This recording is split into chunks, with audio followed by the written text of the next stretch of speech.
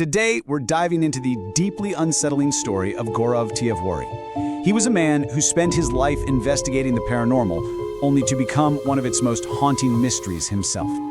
So where do you even begin with a story like this? We're going to tackle it by focusing on one single, chilling question. A question that started being whispered almost immediately after his story came to its shocking end. Think about that for a second. Most of us, right?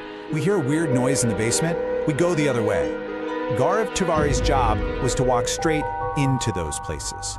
The abandoned asylums, the silent old houses, the spots that just feel wrong. That was his 9 to 5. And this is the question that just hangs in the air. It's the whisper that turned a tragic story into a chilling legend.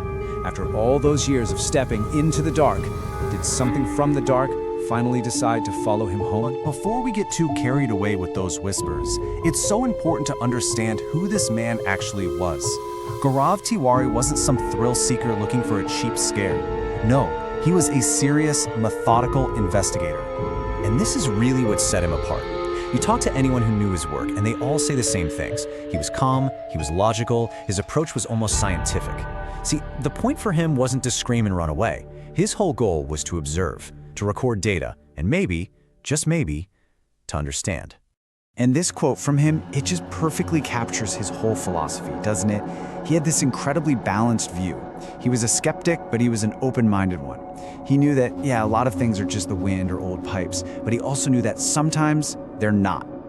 Okay, so with that kind of mindset, what did he actually find? What was happening during all those long nights he spent in these silent, forgotten places?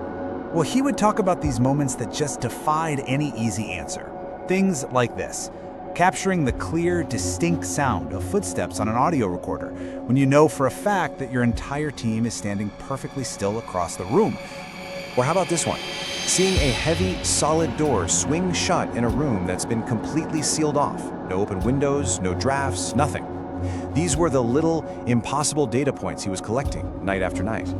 And you know, maybe this is the real key to it all. The genuine fear probably wasn't about some scary monster jumping out. It was the quiet, gnawing uncertainty of it all.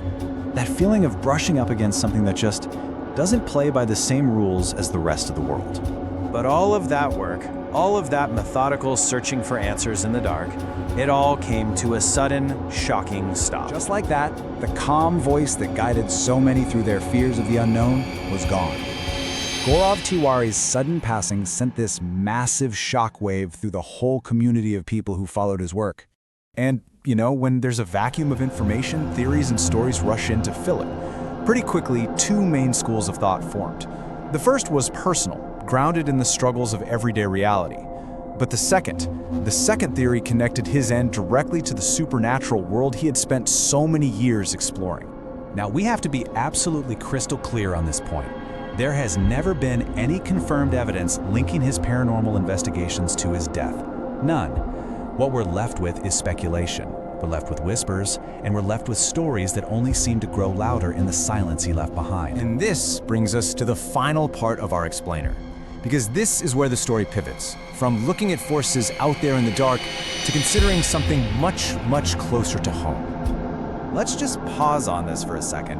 What if our focus on shadows and strange noises is actually making us miss the real story here? What if the true mystery isn't something external at all, but something internal? What about the pressures, the fears, the unspoken battles that can happen inside the incredible complexity of the human mind? That really drives the point home, doesn't it?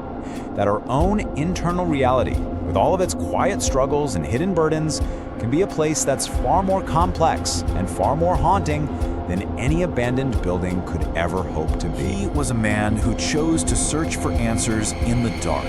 He carried a light into places that other people were, frankly, terrified to even look at. Maybe that's the ultimate lesson from his story. Perhaps some mysteries aren't really puzzles waiting for us to find the final piece. Maybe they're just meant to be remembered, to prompt us to ask questions, not only about the world around us, but about the worlds we all carry within ourselves.